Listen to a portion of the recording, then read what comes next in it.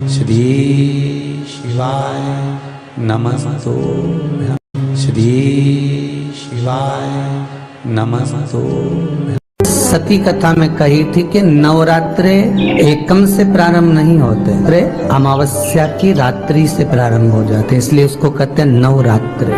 क्योंकि नवमी के दिन माता जी का विसर्जन हो जाता है, जवारों का विसर्जन हो जाता है, व्रत करने वाले कन्या पूजन भोजन भंडारा कराकर विराम दे देते हैं। तो नवमी की रात्रि उसमें नहीं जुड़ा पाती, उसमें रात्रि अगर जुड़ती है तो ये अमावस्या की रात्रि से जुड़ना प्रारंभ होता है, तब जाकर वो नवरात्रि पूर्ण हो पाती है। पितृलोक में पितृ जैसे निवास होकर भी इंतजार करते हैं। 4 नवरात्रे हैं तो 4 ही श्राद्ध हैं। आज मौनी अमावस्या है, श्राद्ध का विराम हो जाता है और कथा अर्थात नवरात्रे प्रारंभ हो जाते हैं दूसरे दिन। तो यहाँ शास्त्र कह रहा है जैसे हमें प्रतीक्षा रहती है कोई अच्छे कार्य की, कि घर में कोई शुभ कार्य हो, घर में कोई अच्छा आयोजन हो तो अपने को आनंद होगा, प्रसन्नता होगी।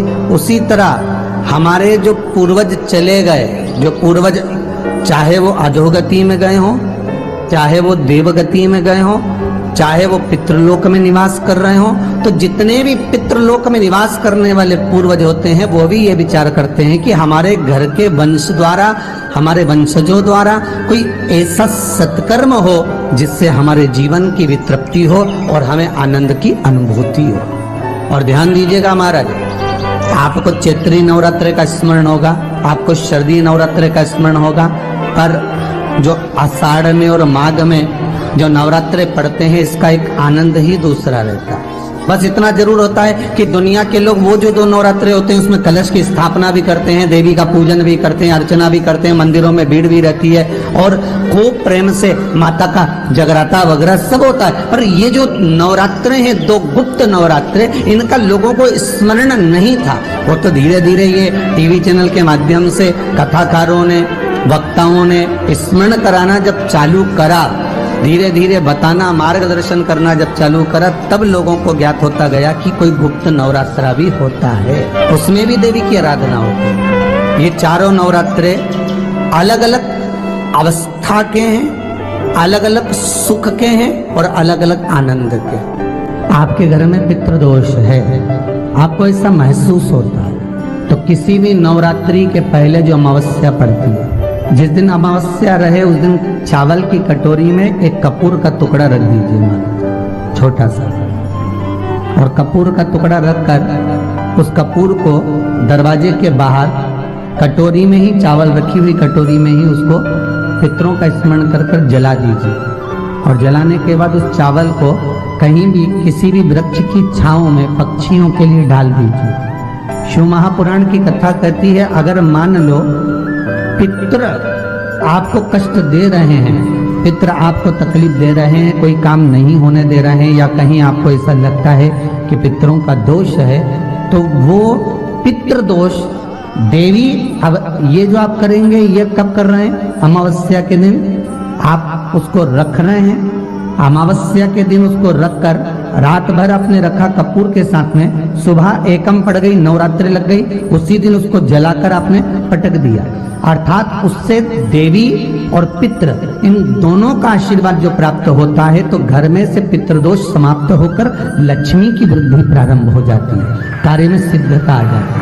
और नवरात्रे में भी देवी की आराधना का एक स्मरण का सुख है महाराज। ज्योत का विधान है, नवरात्रे में देवी की ज्योत लगती है, अखंड ज्योति लगती है, जवारे बुआए जाते हैं, कलश लगता है, ज्योत का भी विधान है। जिसके यहाँ दिया अखंड जलाया जाता है, अगर वो दिए की लो, दिए की बाती अगर दक्षिण दिशा की होती है तो उसके घर में साल भर में एक घात जरूर होती है। जो दिया अखंड जलता है उसकी बाती का मुख दक्षिण का नहीं होना चाहिए।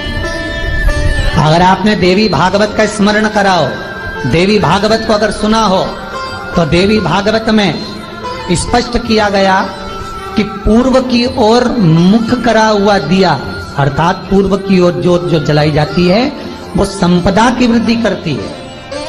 पश्चिम की ओर मुख कर कर जो ज्योत लगाई जाती है महाराज, वो बेभव को देती है, और उत्तर की ओर जो मुख कर कर ज्योत जलाई जाती है, उत्तर की ओर जो ज्योत का मुख रहता है वो आयु की वृद्धि करती है, घर में अकाल मौत को रोकती है। दक्षिण की ओर ज्योत ना लगाएं, अगर आपको लगाना है पूरब की लगाएं, पश्चिम की लगाएं या उत्तर की लगाएं।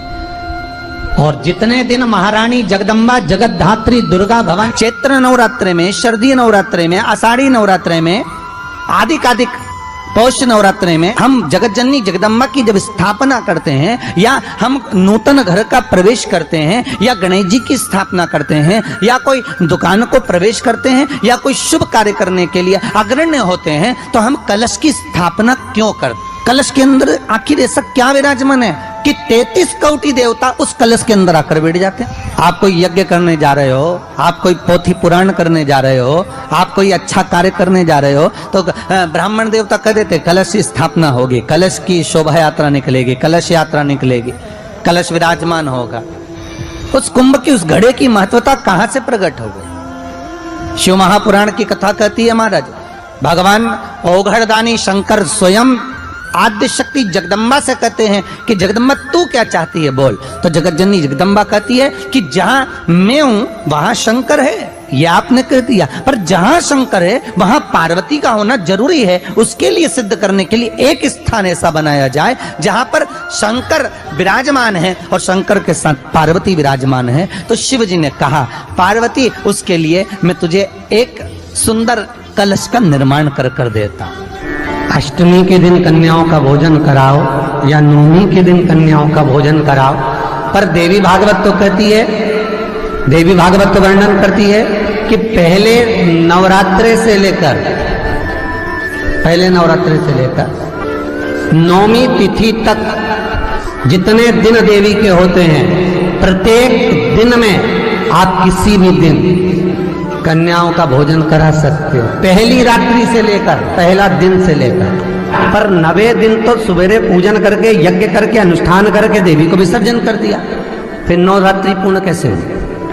नवरात्रि की पूर्णता होती है अमावस्या की रात से गिनी जाती है। कौन से दिन से गिनते हैं? अमावस्या की रात्रि, फिर एकम की रात्रि, फिर दूज की रात्रि, ऐसे गिनते गिनते अष्टमी की रात्रि तक और नवमी के दिन सुबह तक या दोपहर तक या शाम तक, जब तक आप यज्ञ ना करें तब तक ये 9 रात्रियां पूर्ण गिनी जाती है महाराज देवी भागवत के हिसाब से पूर्णता।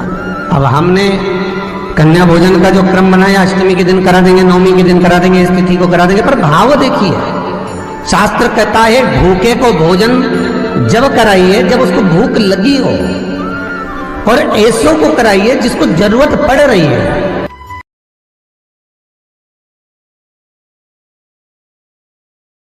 हर हर महादेव, श्री शिवाय नमस्तुभ्यं। मेरे चैनल को सब्सक्राइब करें और बेल आइकन प्रेस करें, जिससे कि आपको लेटेस्ट वीडियो की नोटिफिकेशन मिल जाएगी।